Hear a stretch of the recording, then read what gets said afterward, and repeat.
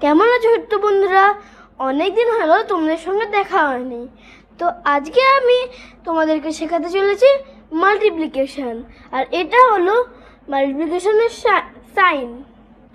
আর মাল্টিপ্লিকেশনের সাইনটা হচ্ছে তোমরা মনে রাখার জন্য এই ট্রিক্সটা ফলো করতে পারো, যে এটা একটা ক্রসের মতন দেখতে বা একটা এক্সের মতন দেখতে ইংলিশ অ্যালফাবেটের।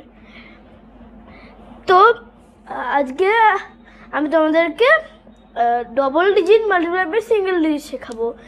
তার আগে single digit multiply by single digit করে নেওয়া যাক।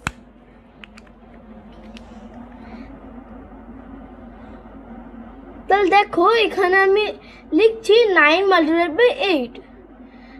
এগুলোর টেবিলে আছে যে 9 মাল্টিপ্লাই বাই 9 8 = 72 বা 8 9 = 72। তাই এগুলোর টেবিলের হিসাবে আমরা এখানে লিখব 72। বা তোমরা ধরো 6 মাল্টিপ্লাইড বাই 4, টেবিলে 6 মাল্টিপ্লাইড বাই 4 24 বা 4 মাল্টিপ্লাইড বাই 6 24। তাই আমরা এখানে 24 লিখব। আশা করছি তোমাদের কিছুটা রিভিশন হয়ে গেল। তাহলে চলো এবার কিছু double digit multiply by single ডিজিটের মাল্টিপ্লিকেশন শিখে নিই। এখানে আমি লিখছি 25 মাল্টিপ্লাইড বাই 5।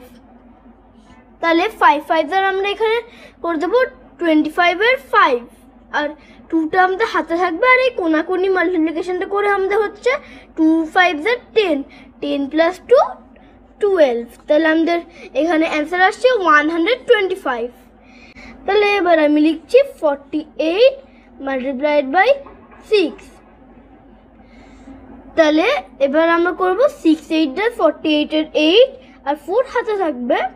আর 6 4 = 24 + 4 28। তাহলে আমাদের অ্যান্সার হচ্ছে 288।